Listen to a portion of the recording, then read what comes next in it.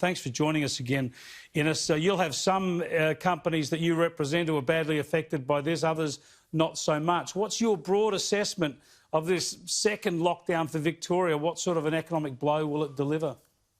Chris, it's going to be disastrous. It's going to be perhaps worse than the 1990s recession. The impact will be felt for years. It'll be felt in job losses. It'll be felt in business closures. It'll be felt in mental health issues that people have. It'll be felt in lost opportunities for the state. Contracts will go. Look, quite frankly, it's an economic disaster for Victoria and for the country as a whole. So how are my members feeling? I'll put it this way. They're concerned, they're confused and they're frustrated by what's being asked of them by the Victorian government. There's no clarity around what has been requested. There has been a lack of understanding of how business operates, of supply chains, of how businesses support other businesses. You have many businesses operate across different sectors of the economy, health, transport, energy, and they're all being treated in different ways. So, look, there's just mass confusion. And as one CEO put it to me this afternoon, they are just walking us off a cliff. Oh, it's just now, has there been enough? You're obviously suggesting there's not been enough consultation. Do you think broadly, nationally, we've had enough consultation, public debate about the policy alternatives, about the other ways we could tackle this and slow the spread of the virus? Because as you well know, as we all know, that even if this 6-week lockdown is incredibly successful in suppressing the virus, we still have the virus. We're still an economy that needs to find a way to deal with it. Well, Chris, this is the issue. So just look at the Victorian scenario. If Victoria was only to have 6 weeks of stage 4, that's the minimum 6 weeks that Victoria faces, then it goes back to stage 3, which was pretty tough anyhow. So it's not going back to business as usual anytime soon. And our point from the start has been that the response to this has to be that health is paramount, no doubt about that. But you have to balance health and economics, and what you're seeing now is the economy sort of go into a free fall. And if you treated this on a localised, logical way and proportionate way, you would probably handle it. Part of the frustration for a lot of businesses here is they've done the right thing. They've had COVID-19 plans in place from day one in March, and now they've had no cases, nothing, it hasn't been touched by it at all. Or if they have been, they've handled it, and now they're being told to close down. I mean, for them, it's just untenable. And for a lot of businesses, particularly smaller ones, they just have made it quite clear they won't recover from this. Is there a broad lack of understanding among the public sector, the governing class, who get a salary regardless of lockdowns or conditions? Do they understand the human, the social and the business costs that when companies actually have to shut down?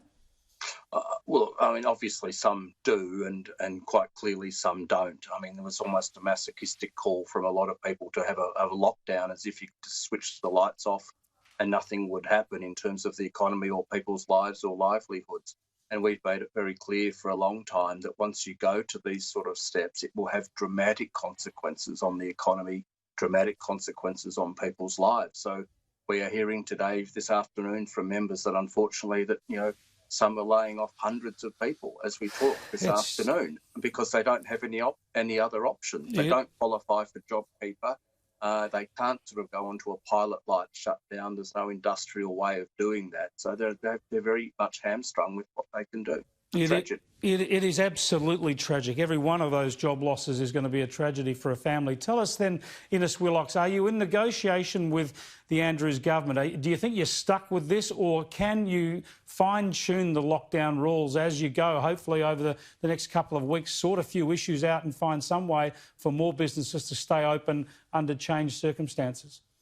Well, the answer to the question is yes, we are talking with them, and they have sort of reached out to consult again once they've made the announcements, and they are starting to make some fine-tuning. The issue then is how do you communicate that fine-tuning and how does that work across the board? So hopefully it won't be as bad as it could have been and as it looks, but you don't want to get to the point, Chris, where a business owner or a CEO is having to stand before a police officer in the front door of their office and justifying why they're open, because they are supplying into an industry which is providing healthcare, for instance, and it's quite obvious, not as obvious that to a lot of people that that's not clear, that that's how business works, that it interacts. So we are talking with them, and we hope we'll be able to get some clarification, some more certainty for business, and some greater understandings of what the rules will be, because at the moment it's just, I would hesitate to say a dog's breakfast, but it's pretty close to it. Eunice, it's not really your remit. You tend to represent some fairly large employers, some large companies.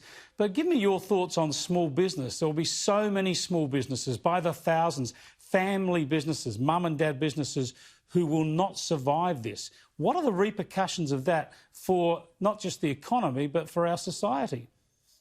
Well, Chris, we represent business large and small, and so one of the big sectors we represent is manufacturing, and 90% of manufacturing companies in Australia employ less than 20 people. So that tells you that they're family-run businesses, essentially. Look, they are going to see loss of, as I said, loss of contracts, loss of opportunities, having to let go of staff who've worked with them for a long time. And then they're going to have to make decisions about starting up. And what's the impact of going to this stage of lockdown is that there's now even less certainty around when things will pick up again. I mean, everyone talks about waiting for a vaccine. Well, that could be years away, quite frankly. So, how do we adjust? And then businesses are going to have to make decisions about whether they make the effort to restart and resume in Victoria and get back going again. And then to get momentum again is going to take a long time. When we're coming out of this, it'll be coming into the Christmas period, which will be quieter in any case. So you're looking into next year for many businesses before they have the prospect of recovery. And for them, that's a huge long haul to consider when they're working out whether to start up again. Sure is. Thanks for joining us, Eunice. Appreciate it. Thanks, Chris.